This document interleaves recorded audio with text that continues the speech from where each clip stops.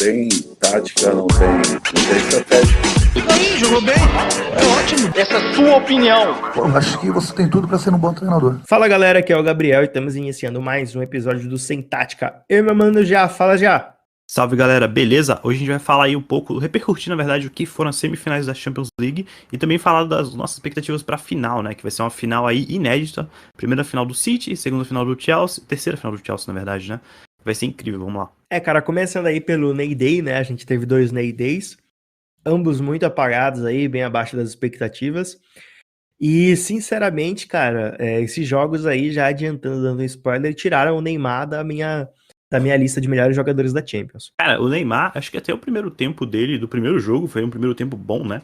Mas depois eu acho que depois, assim, ele começou a tentar jogadas, ele não se escondeu, é bom deixar claro, o Neymar não se escondeu, ele não tava sumido no jogo, mas ele errou muito, né? Então ele pedia a bola e errava muito, ele centralizava muitas jogadas como já é característica no PSG, e isso acabou deixando ele exposto, né, cara? Porque se algumas pessoas criticam o Messi porque em alguns momentos decisivos do Barcelona ele desaparece, né, quando o Barcelona tá com problemas em campo, no caso do Neymar, a crítica é ao contrário, né? Que ele aparece demais, erra muito porque ele tá sempre sendo visado pela marcação, e isso acaba também arranhando a imagem dele, cara. Eu acho que aí é o fardo, digamos assim, de ser o craque do time. E só recapitulando aí pra galera, pra quem não tava acompanhando, né? No primeiro jogo o City venceu na França por 2-1 e no segundo jogo foi 2-0 pro Manchester City, não foi já? Foi isso mesmo. Então aí o problema, galera, é que aconteceu o seguinte, né? No primeiro jogo, o PSG jogou muito bem. O PSG estava jogando muito bem, inclusive até uma certa parte do segundo tempo o PSG estava jogando muita bola e estava conseguindo ali anular muito bem o City. Só que, e o PSG estava ganhando o jogo por 1-0, né? Só que depois de um certo espaço de tempo, não sei se pesou o físico, não sei se pesou o emocional, ou se foi apenas o mérito do City de conseguir manter a calma e a sua proposta de jogo durante toda a partida, mas aí o City virou e, cara, a partir dali foi só, vocês sabem, né? Dedo sabe onde e gritaria. Dedo no cu e gritaria, dedo no cu e gritaria. Na minha visão, eu acho que o PSG morreu muito fisicamente depois do primeiro tempo, porque dava pra ver, ninguém esperava na verdade que o PSG fosse entrar pra tentar jogar de igual pra igual com o City, né? Todo mundo esperava que ele fosse tentar entrar pra poder, enfim, se armar no contra-ataque, com aquilo que a gente já sabe, aquela transição bem rápida que fez sucesso, etc. Mas aconteceu justamente o contrário, né, cara? Ele entrou pra jogar contra o City e o primeiro tempo, então chegou um momento ali que ele até chegou a equilibrar a posse de bola, continuou mantendo as transições muito rápidas, só que no segundo tempo, cara, eu acho que além da transição muito rápida, o fato do PSG estar sempre subindo a marcação acabou pesando no físico do time, né, cara? E aí o City, eu nem acho que dá pra dizer que o City foi, tipo, assim, extremamente de amassar o PSG, né? Ele não amassou o PSG, mas o City começou a controlar o jogo, começou a criar volume de jogo, e aí os lances acabaram saindo, os lances de gols do City, né? Não sei se você concorda, mas eu acho que foram muito mais demérito dos jogadores do PSG, o primeiro e o segundo gol, do que necessariamente grande mérito do City, né? Já tá bagunçado assim um pouquinho na minha cabeça, galera, a ordem que foram os gols e que gols aconteceram quando e onde e tal. Mas, por exemplo, se eu não me engano, já no primeiro jogo o PSG toma aquele gol de falta que vira a partida. E, tipo assim, cara, é um gol de falta que sacanearam o goleiro, né? A barreira abriu ali, enfim, cara, foi ridículo aquilo ali. Só pra você ter uma ideia, né? Mas o que você falou é verdade, o segundo gol foi aquele gol de falta onde a barreira abre.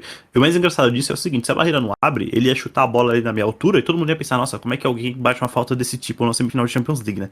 Como a barreira abriu, aí o que fica é, nossa, como é que alguém abre a barreira na final de Champions League? Mas enfim. Vai enfrentar como homem, pô, não como moleque. Só pra você ter uma ideia olhando as estatísticas, no primeiro tempo desse jogo, o PSG teve 9 finalizações contra 4 do City. E foi 46% de posse de bola pro PSG e 54% pro City.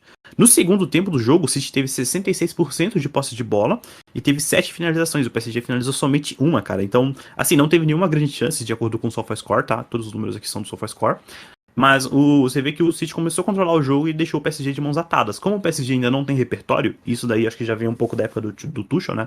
Porque por mais que o time do Tuchel também fosse um time organizado, ele ainda não tinha muito mais a entregar, além da individualidade dos jogadores e muito do Neymar criando as jogadas, né? Então, acho que faltou um pouco do PSG isso e falta pro PSG um pouco de elenco também, algumas peças mais laterais, assim, pra poder dar conta. E talvez assim, falta também...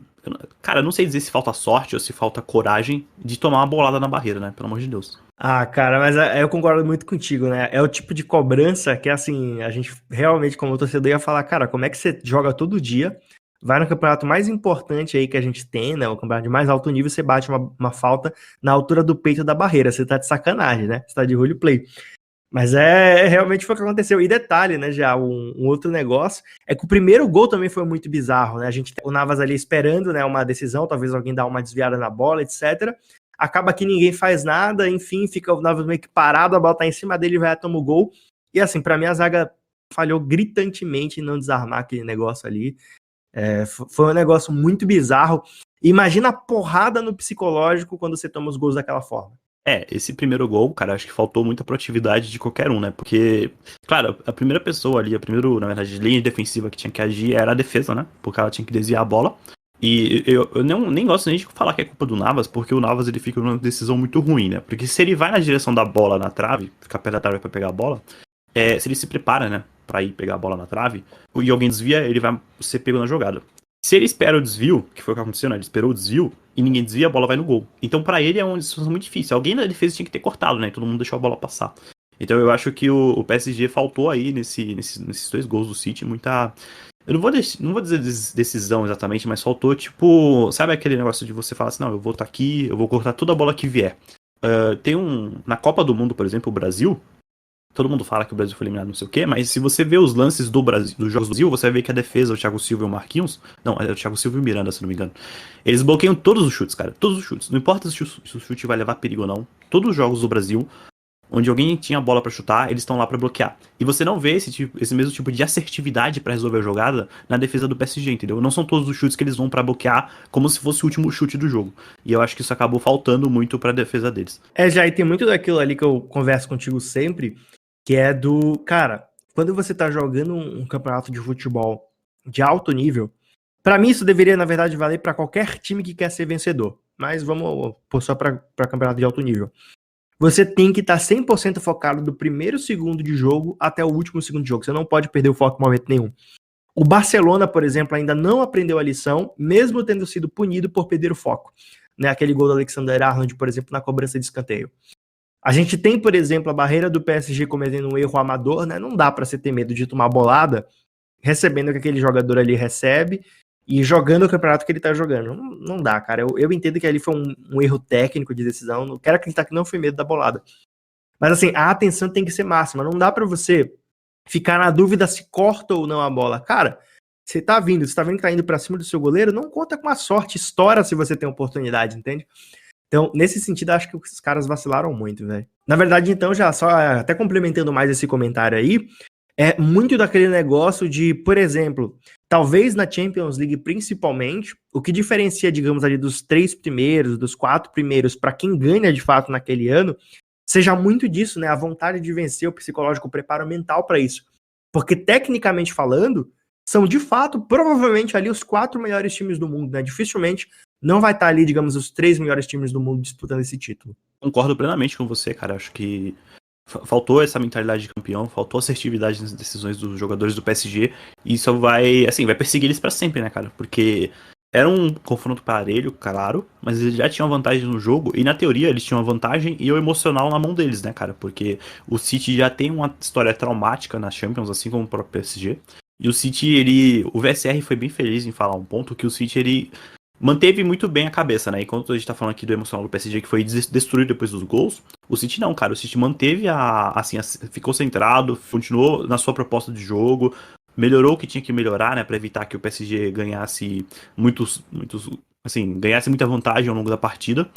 E eu acho que isso foi muito decisivo pro desenrolar da série, né? Porque no segundo jogo, por exemplo, o PSG já foi longe de ser um time perigoso. Ele até finalizou, mas ele não finalizou no gol. Só teve a transição para poder atacar. O Neymar foi muito, assim, o segundo jogo o Neymar foi completamente anulado, cara. Inclusive, a mídia criticou muito ele por isso, a mídia francesa, a mídia espanhola, porque ele foi completamente anulado, não conseguiu criar nada. Eu acho que o próprio Neymar estava até afetado psicologicamente pela forma como tudo aconteceu, e também por não ter com quem jogar, né? Porque se ele estava fazendo muita parceria com o Mbappé, e o Di Maria, por melhor que ele seja, ele não tem a mesma característica de finalização do Mbappé, né? Então acho que pro Neymar faltou alguém pra completar esse 1-2 com ele ali, pra poder ajudar ele, porque é o que o PSG tinha pra oferecer pra ele, né? E o PSG não tem um baita elenco ali, um baita, na verdade, coletivo bem estruturado como tem o Manchester City, né? Uma outra coisa que chama atenção, eu concordo muito com isso daí, o Neymar realmente parecia estar mentalmente esquisito, principalmente no segundo jogo, acho que no primeiro nem tanto. Mas no segundo jogo, várias vezes ele era fominha, tentava umas conduções meio tortas, às vezes tinha uma opção de abertura de jogada e optava por fechar a jogada, digamos, procurando talvez a finalização. Assim, ele realmente fez um jogo ali, como como a galera fala, difícil o Neymar ter um jogo ruim pra lembrar, mas esse jogo em especial acho que fica caracterizado pra mim como um desses, porque ele fez umas escolhas muito tortas. Só que assim, eu acho que não dá só pra botar a culpa no Neymar, porque teve ali duas coisas no City que me chamaram muita atenção, né? Primeiro, o jogo fenomenal que fez o Fernandinho, cara, assim. Pra não dizer, óbvio, que ele não fez tudo perfeito, teve uma falta que ele entregou pro Neymar ali perto da área e tal, já lá pro final do jogo, e é o tipo de falta, assim, que pode definir o jogo e tal, principalmente quando você tem o Neymar do outro lado, porque ele bate falta muito bem. O próprio PSG sabe disso, né, porque ele já foi eliminado com cobranças muito boas ali do Neymar. Mas assim, cara, o Fernandinho jogou demais, anulou ali o Neymar. Como o Guardiola armou o time para que o Neymar fosse forçado a jogar sempre por dentro e indo em direção ao Fernandinho, assim, foi fenomenal. E Fernandinho, de parabéns por essa partida. Cara, o Fernandinho é um daqueles caras, assim como o Thiago Silva também, né, que aqui no Brasil ele não recebe os devidos créditos, mas que ele é um cara que na Inglaterra ele é muito aclamado. O Guardiola morre de amores pelo Fernandinho, cara. A torcida do City gosta muito dele porque ele é um jogador que contribui muito pro time, né? Então, o Guardiola já falou que tudo que ele ganhou no Manchester City foi, assim, o Fernandinho tem grande participação porque de fato, né? E assim, você tá certo, o Fernandinho anulou o Neymar ali. Tirando esse lance da falta aí, eu acho que não teve nenhum outro momento onde o Fernandinho deixou o Neymar jogar, deixou o Neymar criar. Claro que não dá pra colocar só a culpa no Neymar, né? Mas como ele é o escudo do time e o PSG depende muito dele para construir os resultados, para ter boas atuações, eu acho que ele acaba sendo a primeira pessoa ali que você vai lembrar, né? E a partida dele foi muito ruim. O Fernandinho jogou demais. E eu acho que pro Guardiola, cara, fica aí... Pro Guardiola não, né? Mas pra quem fala mal do Guardiola, pra quem reclama do Guardiola, fica aí a prova, né? De que o cara, ele...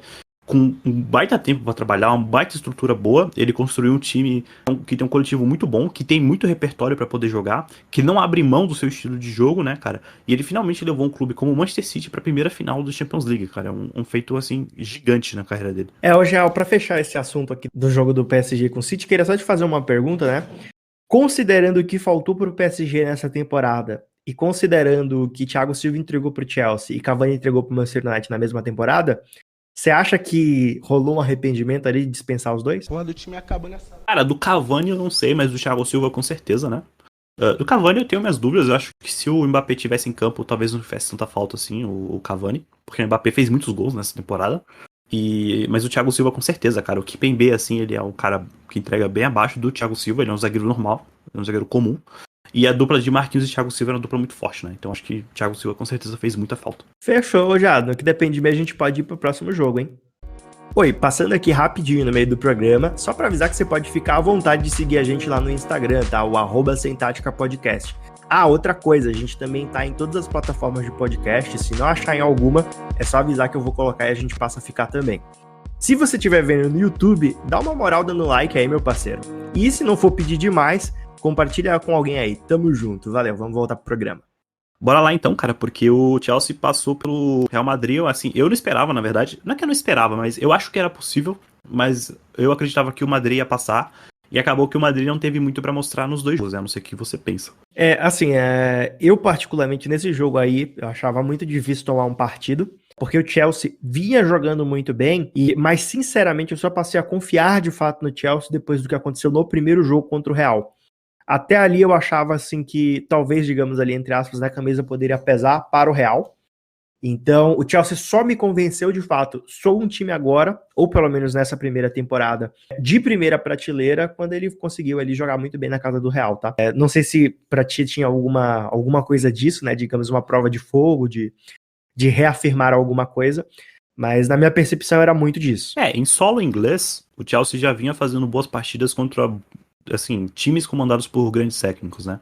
Assim, o Chelsea ainda tinha muita coisa pra mostrar, o Real Madrid vinha embalado, né? O Real Madrid carrega a mística dele de ser o maior campeão da Champions League, de ser o time que no mata-mata ele vira a chave e começa a atropelar todo mundo, carrega tudo isso, o Zidane também carrega muito isso.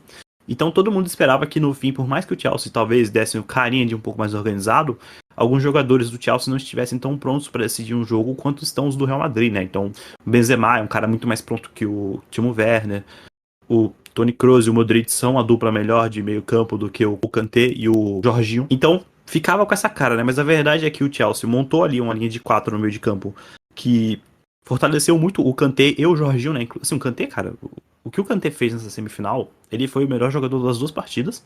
E foi um absurdo aquele jogo, cara.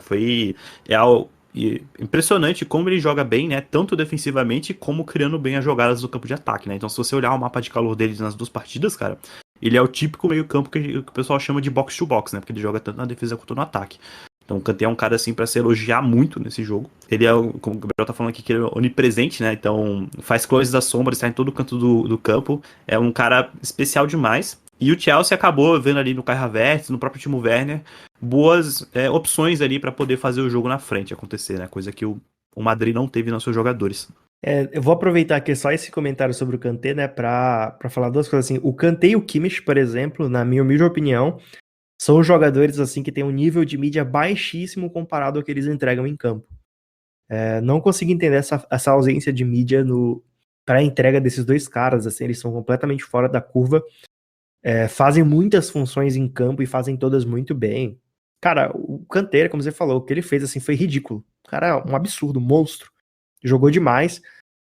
Só cravou ali o que já vinha pra mim. Ele já tava na minha seleção da Champions, que a gente vai gravar esse episódio provavelmente em breve. Mas assim, cara, acho que dependendo do que acontecer na final, ele até disputa pra ser talvez ali o melhor jogador da Champions, né? Considerando que não tem nenhum mega artilheiro envolvido aí. Em nenhum dos dois times que chegaram na final. E aí talvez no City o maior concorrente contra ele seja o Kevin De Bruyne. Então acho que essa final aí pode vir a definir inclusive esse prêmio pra Liga, né? Mas o Mason Mount é o melhor jogador do Chelsea. Cara, eu sei, eu só não sei se talvez o Mason Mount já tenha a grife suficiente pra conseguir os votos pra ganhar esse prêmio, né? O Mount é um jogador muito jovem também, cara, que, assim, acho que deve ser o quê? A terceira, quarta temporada dele como profissional, mas que ele também cresceu muito nessa, né? Cresceu muito, na verdade o Chelsea inteiro, cara, ele cresceu muito na mão do Thomas Tuchel, né? Isso que é legal de falar, porque o Thomas Tuchel e o Pochettino, eles começaram a trabalhar ali mais ou menos na mesma época. Os dois tinham que organizar a casa com o trem andando, né? E o Thomas Tuchel, ele foi muito mais feliz no trabalho dele, talvez por ter um elenco muito mais equilibrado do que o Pochettino, né? Por mais que ele não tenha grandes individualidades, né? O Kai Havertz, por melhor que ele seja, ele não é o Neymar da vida. O Timo Werner não é um Mbappé, mas ele conseguiu deixar o Chelsea muito redondinho, cara. Então o Chelsea é um time que toma poucos gols, ao lado do Manchester City, ele é a melhor defesa do campeonato, tomou 3 gols, se eu não me engano. É um time que tem boas transições, é um time que consegue construir as jogadas por dentro ali, claro que ainda com um pouco de dificuldade, mas consegue circular a bola, né? O Jorginho e o Kanté fazem isso muito bem ali. Então eu vejo que o Chelsea ele chega bem preparado para essa final, cara, com um meio de campo com muita confiança, com o Timo Werner ganhando muita confiança, o Kai Havertz ganhando muita confiança, e uma formação muito sólida. Então vai ser jogo duro, vai ser jogo bom, por todo o nervosismo que envolve ali a final, acho que vai ser, cara, muito, muito interessante. Aproveitando aqui para comentar com certo atraso, né, mas o resultado dos jogos a gente teve um 1-1 na Espanha, e depois um 2-0 na Inglaterra, então tipo assim, e detalhe, né, esse 1-1 na Espanha, não sei se entrega o que de fato aconteceu ali, porque na minha visão, pelo menos o Chelsea jogou bem melhor que o Real Madrid, teve o jogo muito mais em controle, e assim, se o Timo Werner não perdesse tanto gol, dava pra ter tranquilo ali, ter sido uns 3-1, talvez já na Espanha. E detalhe que na Inglaterra, cara, o que o Chelsea perdeu de gol cara a cara com o goleiro, chutando literalmente no peito do goleiro, assim, tipo, sabe, no tronco do goleiro, foi ridículo. Ridículo. O Courtois nem precisava, digamos assim, pular, né, pra defender. Muitas bolas, assim, cara a cara com o goleiro, os caras chutavam em cima dele. Falo com tranquilidade. O próprio Thomas Tuchel falou isso, né, após o primeiro jogo, que ele ficou com a impressão de que eles podiam ter saído já com o resultado definido ali da Espanha, né, cara. E eu acho que a sua definição foi muito bem, né? O Chelsea ele perdeu muitos gols, tanto na ida quanto na volta. Claro que o Manchester City não é um time que, nossa, faz horrores de gols, mas isso daí vai ser uma coisa pra se tentar na final. Mas se mantendo aqui por enquanto ainda no jogo do Real Madrid do Chelsea, É interessante notar como do lado do Chelsea eles criaram muito, né? E do lado do Real Madrid, cara, faltou aí ao time do Zidane, cara, algo mais pra mostrar, né? Ele acabou sendo muito anulado. No segundo jogo ele veio com a escalação ali um pouco diferente, né? Colocou o Hazard pra jogar e o Hazard sem condições nenhuma. Bom, aparentava não ter condições de jogar, né? A gente não sabe o que foi avaliado, o que ele treinou. Mas pra quem tava vendo o jogo, o Hazard não entregou nada de diferente. O próprio Sérgio Ramos também não fez uma boa partida. E o Vinícius Júnior, cara, ele foi jogado numa posição que, assim, pra atuar no campo que não me parecia muito interessante, né? Não me parecia muito a melhor posição pro Vinícius Júnior jogar pra ele poder mostrar o futebol dele. Eu acho que o Zidane acabou fazendo umas escolhas e isso pesou um pouco ali também pro Real Madrid não desempenhar muito bem o futebol dele. Não diminuir nenhum mérito do Chelsea, porque pra mim realmente o Chelsea foi superior não só em um jogo, mas nos dois.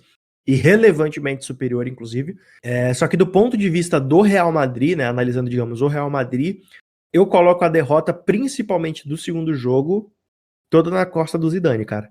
Essa é a minha percepção. Primeiro porque ele fez algumas escolhas que eu particularmente considerei muito tortas, e isso já começa desde a escalação, quando ele põe o Hazard pra jogar, por exemplo, quando ele põe o Sérgio Ramos pra jogar.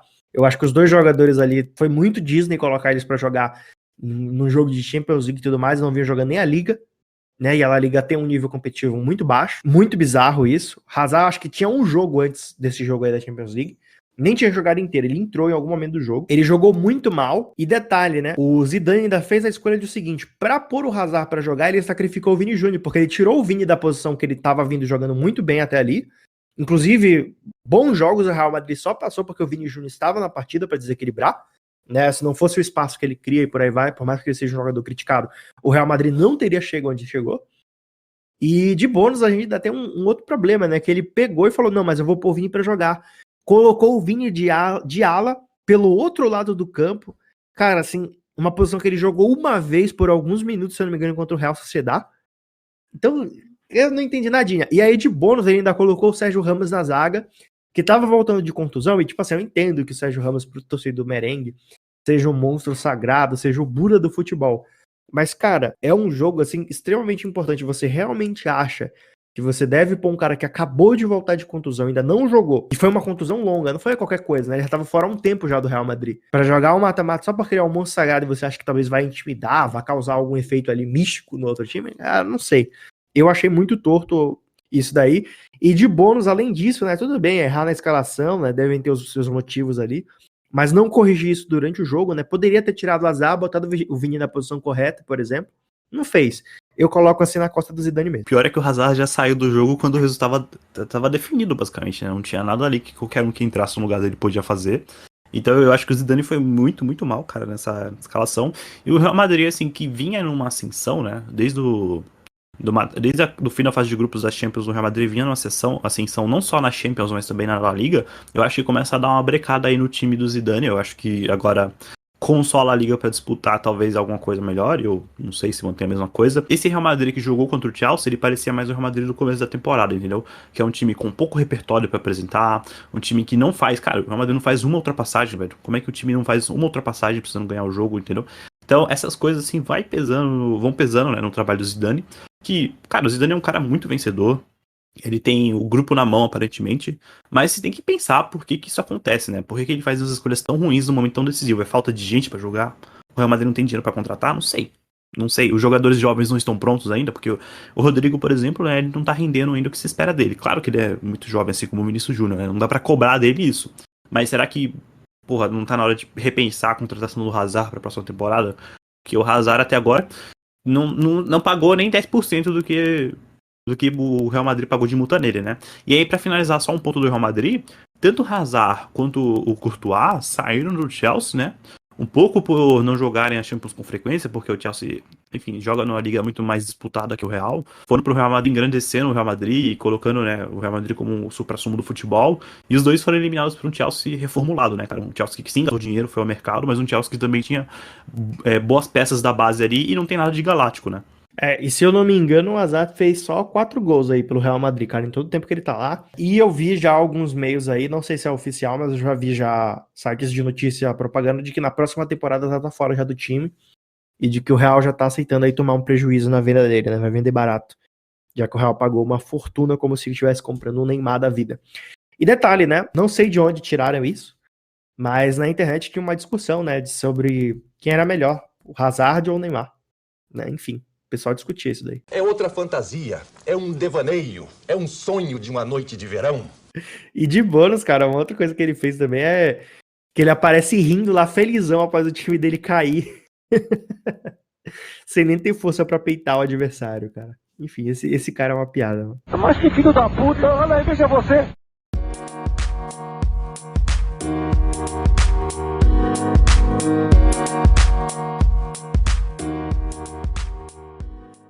Mas então, vamos para finais? O que você aposta aí? Quem que vai ganhar? Cara, na final, aí já é outra história. Por quê? Porque assim, eu acho que a galera vai dar um favoritismo pro City, e eu considero que é bem provável que o City ganhe. Eu, inclusive, vou torcer pro City, por conta do Pep Guardiola.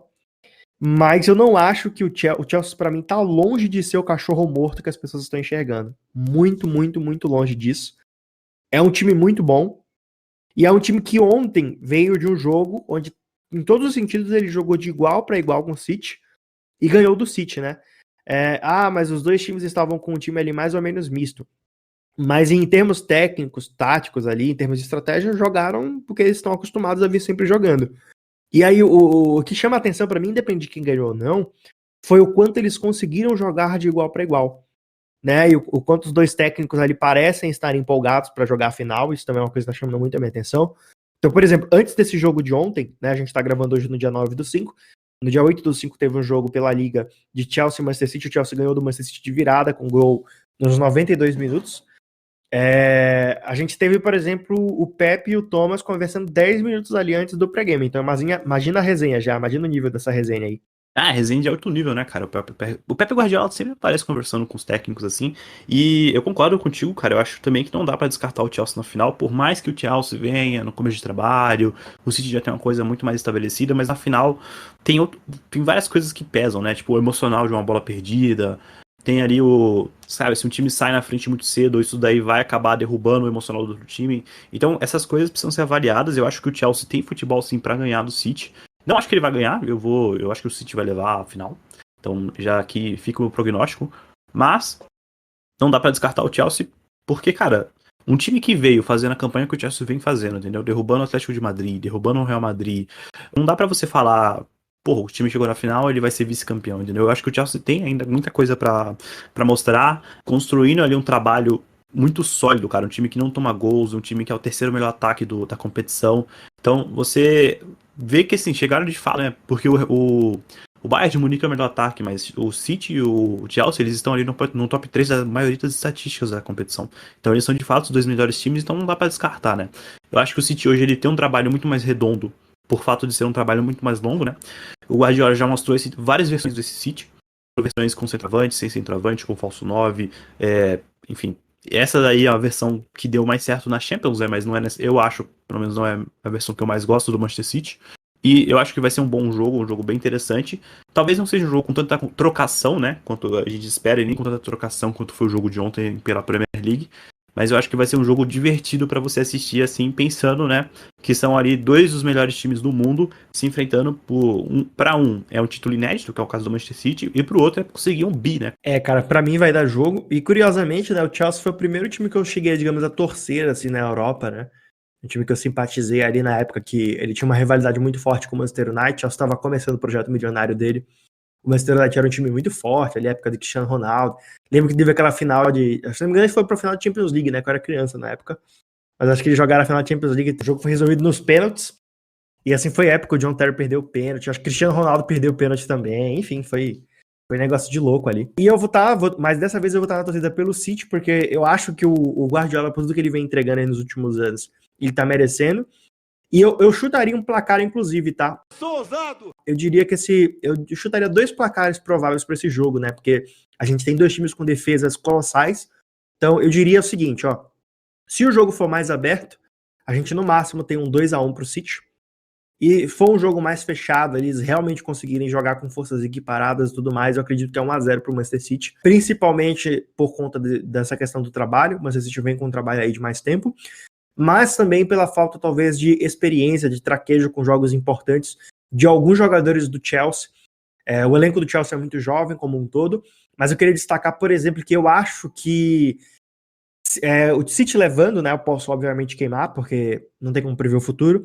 Mas por exemplo, a falta de experiência, a falta de capacidade de matar um jogo do Timo Werner vai fazer muita diferença nessa final. Inclusive, eu jogaria minhas fichas nisso. Que o Timo Werner ser um jogador que mata a jogada, que não precisa de 7 chances muito claras para fazer 1 ou 2 gols, vai fazer a diferença e isso daí vai dar o título pro Manchester City. Cara, o Timo Werner, ele tem se mostrado aí um cara de muitos altos e baixos, né? Então às vezes ele tá lá pra fazer o gol, tá preparado e, putz, não sei o que acontece, cara. Parece que a mente dele dá uma viajada, dá um branco, ele esquece como é que faz o gol, né? Pode pesar, mas também pode pesar pro lado do City o fato de que eles são péssimos batedores de pênalti, né, cara? Então, a não ser que eles coloquem um Ederson pra bater um pênalti no meio do jogo, eu acho que vai ser um pouco perigoso deles. Se eles tiverem algum pênalti marcado, é melhor o Guardiola trocar por uma falta, porque o time dele vem bem mal nesse fundamento. Cara, inclusive o próprio Guardiola comenta isso, né? Ele já comenta aí, não é de hoje, sobre ele não ter, digamos assim, aquele cobrador de fato oficial ali dos pênaltis.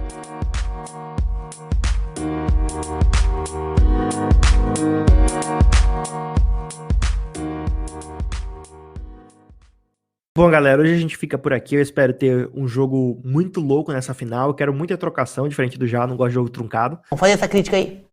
E é isso, no mais, beijos do pai, falou. Espero que vocês aproveitem a final, galera. Vai demorar um pouquinho ainda, então vamos torcer pra ninguém se lesionar, pra gente ter os 2 times completos e ser um bom jogo. Valeu, tchau, tchau.